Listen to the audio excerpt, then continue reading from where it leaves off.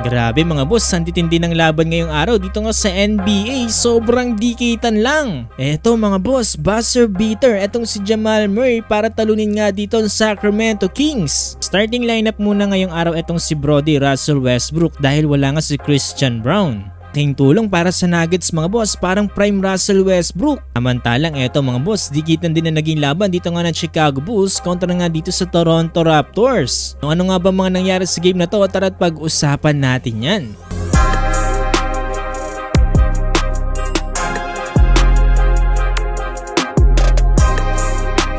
Eto mga boss, dito nga sa naging laban ng Sacramento Kings kontra nga dito sa Denver Nuggets. Dito nga sa huling minuto mga boss ay halos dikitan lang yung laban. Naging lamang dito ng 2 points ang Sacramento Kings, 127-125 matapos nga makapasok ng 3-pointer dito nga ni De'Aaron Fox. So kagad din naman nasagot dyan dito ng Denver Nuggets ang 3 na ginawa ni De'Aaron Fox. Tapos nga ang wide open 3 dito nga ni Nikola Jokic, 128-127, lamang na ng 1 puntos ang Nuggets. Pero hindi pa natatapos ang lahat dyan mga boss, with last 20 seconds remaining dito on the clock ay nagkaroon pa ng isang posterized dunk dito nga si DeMar DeRozan dito nga over kay Jamal Murray. Ang kalamangan sa Sacramento Kings ng 1 puntos, 129-128, timeout para dito sa Denver Nuggets. Last 16 seconds mga boss dito nga sa 4th quarter, naipasok ni Jamal Murray yung kanyang tough 2-pointer dahilan para makuha nila ulit ang kalamangan 130-129.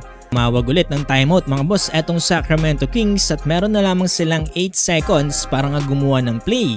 Dito nga sa kanilang huling possession mga boss, okay na sana na i-drawing na maayos. Ang kaso nga lang mga boss ay dumulas sa kamay dito nga ni DeMar DeRozan ang pasa dito ni Sabonis dahilan para mapunta siya sa mas mahirap na tira at magmintis nga ito, panalo tuloy ang Denver Nuggets 130-129. Grabe mga boss, napabato na lang dito ang isa sa mga assistant coach ng Sacramento Kings sa kanyang hawak-hawak na plastic bottle sa sobrang pagkadismaya dito. At napamura na lang dyan mga boss etong si DeMar DeRozan. Well, dito nga pala sa naging laban na to mga boss ay nanguna si Jamal Murray with 28 points, Aaron Gordon 24 points, Nikola Jokic 20 points at Russell Westbrook 18 points. Parehong araw mga boss, halos ganyan din ang nangyari dito nga sa naging laban ng Chicago Bulls kontra nga dito sa Toronto Raptors. With last 7 seconds remaining on the clock mga boss dito nga sa 4th quarter, 121-118. Ito ngayon matapos nga makapasok dito ng layup ni Jamal Shead dito mula sa mintes na tira nga ni Grady Dick. Dyan mga boss, baba sa isang possession ng kalamangan dito ng Bulls ay naman kinakailangan agad i-foul dito ng Toronto Raptors etong si Horton Tucker. Okay na sana mga boss no, nagmintes yung unang free throw dito nga ni Horton Tucker, kaso nga lang dito sa kanyang ikalawang free throw ay pumasok ito dahilan para mauwi na sa 2 possession ng lamang dito ng Bulls. Kahit nga naipasok pa dito ni Jamal Shead ang kanyang tough 3-pointer, naging lamang pa rin dito ang Chicago Bulls ng 1 puntos, 122-121.